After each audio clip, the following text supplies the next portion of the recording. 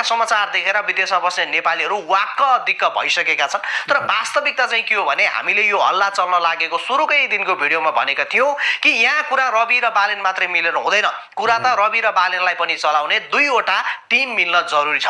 किनकि फ्रन्ट लाइनमा देखिने अनुहार यी दुईजना भए पनि भित्री कन्ट्रोल गर्ने टिम भने अर्कै छ। र आजसम्म मिल्न नसक्नुको मुख्य कारण भनेको भागभण्डा हो। अर्थात् पार्टी एउटै बनाएपछि कसको प्यानलमा कतिवटा कुर्सी रहने वा पाउने भन्ने कुरा।